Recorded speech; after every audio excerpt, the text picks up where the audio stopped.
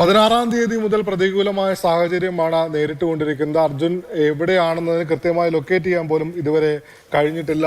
ഈ കാണുന്നതാണ് ഈ കഴിഞ്ഞ 9 ദിവസമായി ഉള്ള ചിത്രം.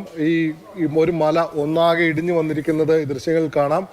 ഇവിടെ ഈ ഭാഗത്താണ് നിലവിൽ തിരച്ചിൽ ഇപ്പോൾ നടത്തിക്കൊണ്ടിരിക്കുന്നത്. NDRF-ഉം അവിടെയുള്ള മറ്റ് രക്ഷാപ്രവർത്തകരും എല്ലാം തിരച്ചിൽ നടത്തിക്കൊണ്ടിരിക്കുന്നത് ഈ മേഖലയിലാണ്. അതിനു പുറമെ ഈ മൺതിട്ട കേന്ദ്രീകരിച്ചും ഇപ്പോൾ തിരച്ചിൽ നടത്തുന്നുണ്ട്. മൺതിട്ട എന്ന് പറയുന്നത് ഒരു സ്ഥലത്ത് മാത്രമല്ല, പുഴയുടെ ഏകദേശം 40-50 മീറ്റർ ദൂരത്തിലായി വിവിധ ഭാഗങ്ങളിലായി നമുക്ക് ഈ മൺതിട്ടകൾ കാണാൻ കഴിയും. ഈ പ്രദേശത്ത് ഒരു മൺതിട്ട കാണാം, അതിന് അടുത്തൊരു മേഖലയിൽ മൺതിട്ടയുണ്ട്.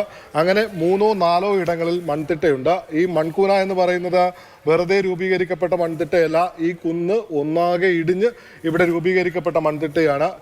ഇവിടെ നിന്ന് ഏകദേശം 40 മീറ്റർ ദൂരത്തിലാണ് ഈ മൺതിട്ട രൂപീകരിക്കപ്പെട്ടിരിക്കുന്നത്.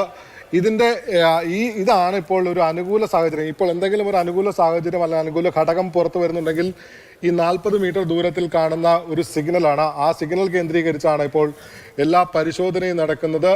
പക്ഷേ ഇവിടെ ഇറങ്ങിക്കൊണ്ടുള്ള പരിശോധന അല്ലെങ്കിൽ മുങ്ങൽ വിദഗ്ധരെ കൊണ്ട് ഇവിടെ ഇറങ്ങി പരിശോധന നടത്താൻ പറയുന്ന സാഹചര്യമല്ല. ഈ മൺതിട്ട ഈ പുഴയുടെ ആഴമെന്ന് പറയുന്നത് 40 അടിയിലേറെയാണ്. അതായത് ഈ മൺതിട്ടയ്ക്ക് മാത്രം 45 അടിയിലേറെ ഉയരമുണ്ട്.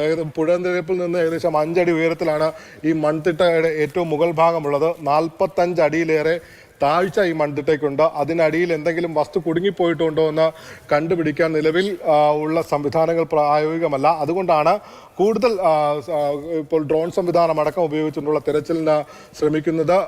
യന്ത്രം ഉപയോഗിച്ചുകൊണ്ട്, കരയിൽ നിന്ന് പ്രവർത്തിപ്പിക്കാൻ കഴിയുന്ന യന്ത്രം ഉപയോഗിച്ചുകൊണ്ട്, അതായത് ഇവിടത്തേക്ക് നീളുന്ന തരത്തിലേക്കുള്ള യന്ത്രം, ക്രെയിന് സമാനമായ ഒരു യന്ത്രം ഉപയോഗിച്ചുകൊണ്ടാണ് അടുത്ത ഘട്ടത്തിലുള്ള തെരച്ചിൽ നടത്തുന്നത്. ഇപ്പോൾ ഈ പുഴയിൽ നല്ല നീരൊഴുക്കാണുള്ളത്. എല്ലാ രൗദ്രഭാവത്തോടും കൂടിയാണ് ഗംഗാവലി പുഴ ഒഴുകുന്നത്. ഈ മേഖലയിൽ ഏകദേശം 200 മീറ്ററിലധികമാണ് വീതി ഉള്ളത്. ആ ദുരന്തം സംഭവിച്ചതിന് ശേഷം പുഴയുടെ വീതി കൂടി ഒഴുക്ക് കൂടി ഇപ്പോഴും ശക്തമായ കാറ്റ് ആഞ്ഞു വീശുന്നുണ്ട്. ബോട്ടുകൾക്ക് സുഗമമായി പോകാൻ പറ്റുന്ന ഒരു പാതയൊന്നുമല്ല, ഒരു വഴിയല്ല, ജലപാതയല്ല.